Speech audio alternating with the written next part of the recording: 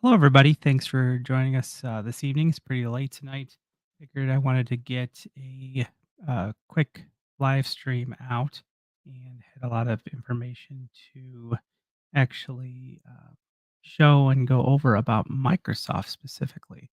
So there's some really interesting information that came out, or some news about issues that just occurred, and wanted to go over that today real quick and almost give it as a warning and a reminder to double check your own security and make sure that there's a good way to keep moving and secure. Okay, so what we'll do is we'll go ahead and get this information out. So right now I have some information here for what occurred. This is Microsoft's take on the whole incident that occurred. And what the Microsoft Security Response Center reports is that on January 12th, 2024, their systems were attacked by a nation state actor identified as Midnight Blizzard, also known as the Nobelium from Russia, which a little agitates me quite a bit, actually. The attackers gained access through a password spray attack on a non-production test tenant account. That's what they say, but also they were also able to reach a small percentage of Microsoft's corporate email accounts. And I'm not quite sure if that's, uh, I guess, trying to belittle what occurred, but that blows me away that it's Microsoft corporate email accounts, including those of the senior leadership and employees in cybersecurity and legal departments. They say that no customer environments, production systems, or source code or AI systems were compromised. And they're saying that they're enhancing the security measures for the legacy systems and internal business processes in order to respond to the incident. And they are, you know, uh, kind of reminding everybody about the ongoing risk from the nation state actors. And so when they state that, the fact that this is coming from Russia agitates me when I hear about these other countries that we possibly, work with, let's say even China, or do different business ventures with and send a lot of money their way. And then we find out that, certain actual nations are behind these hacking groups. Blows me away and is just agitating. And when you hear something like this happening, so that aggravates me. But on top of that, it's a little alarming here that Microsoft itself got hacked, and then these hackers were able to actually utilize some technology to be able to go in the back end and then connect to other accounts that you know uh, essentially uh, were you know provided or given access to from these initial uh, attack that occurred. They mentioned that there's some password spraying attacks. More than likely, an employee had clicked a link, something like that, and authenticated themselves. But then on top of that, the hackers made sure to not raise any red flags. They just were able to test a couple passwords, test a couple things, get in and stay in and be connected. And so this is kind of crazy that this something like this could happen.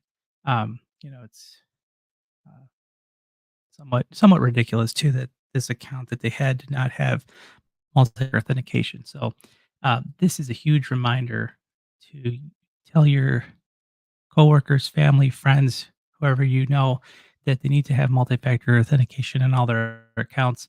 Need to make sure that everything is secured and locked down. That way, if a hacker does attempt to get into your account, that they'll need to get some other additional method to get through.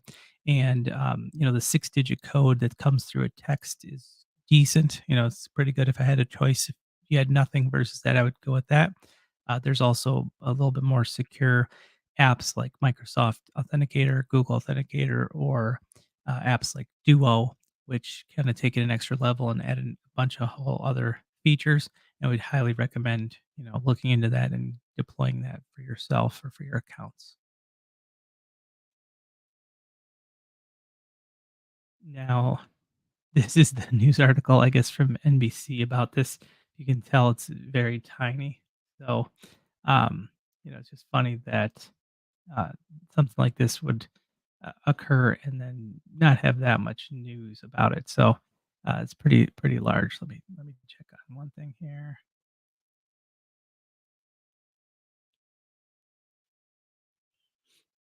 Yeah. So, I mean, this article, having some issues with the page, but essentially they are stating that it's the same group that was behind the Winds attack, and they're essentially saying that these hackers are probably in since November, and then on top of that, they were probably in the email account of security personnel that were actually talking and working on this group, this Midnight Blizzard group, meaning that this actual group was uh, being researched by cybersecurity individuals, and then those cybersecurity individuals probably allowed or somehow had their email be exposed to these hackers. So it just blows my mind there.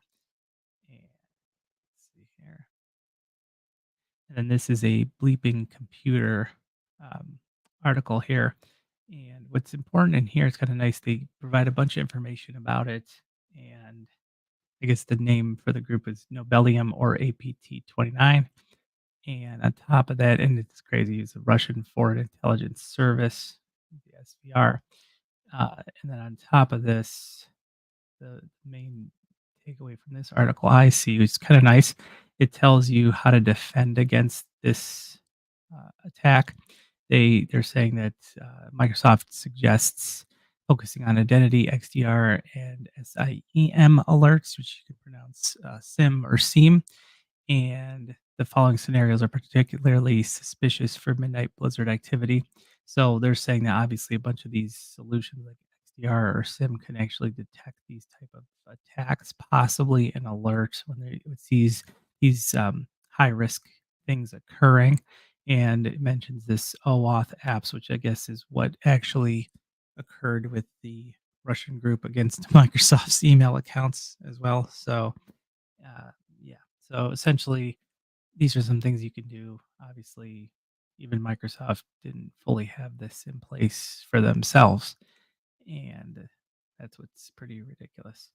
And then to piggyback on this, it looks like this is a news article from January 25th. Well, where you'll notice this is an HP Enterprises issue that um, primarily discusses that this happened months before for HP, and so essentially they list they I guess alerted everyone that sometime in May of 2023 happened, and this was I guess revealed on January 19th in the Form 8K SEC filing, which is crazy. And so it says that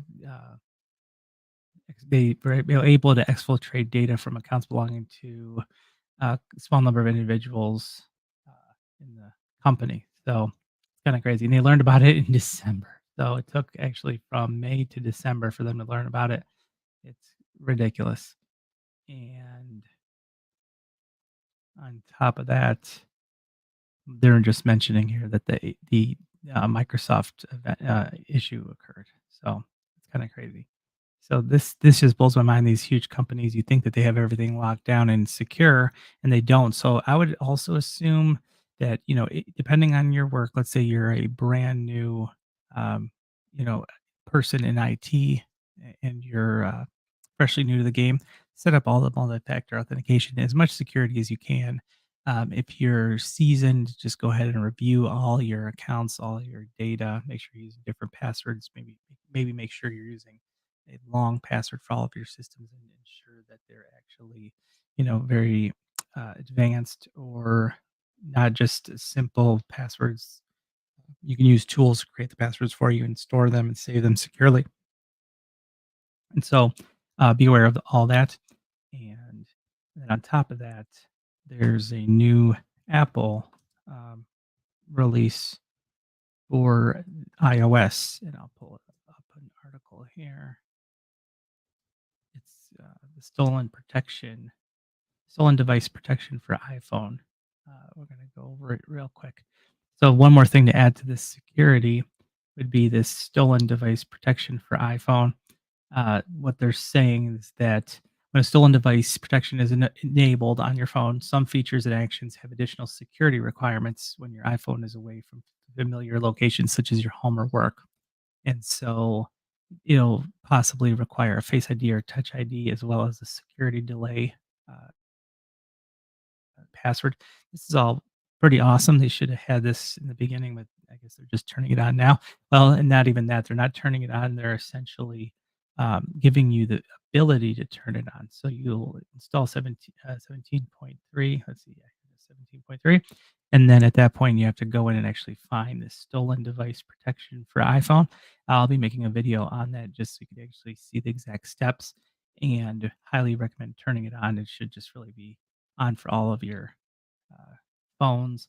I would think this should have been on by default. So be aware of that. So that's an example of something you can do to ensure that you are actually secure and safe. And see here. And then I guess that wraps up all the content that we had for today. It's going to be a short stream unless anyone has any questions or requests about any of the data we talked about or anything at all tech wise. Please leave a comment.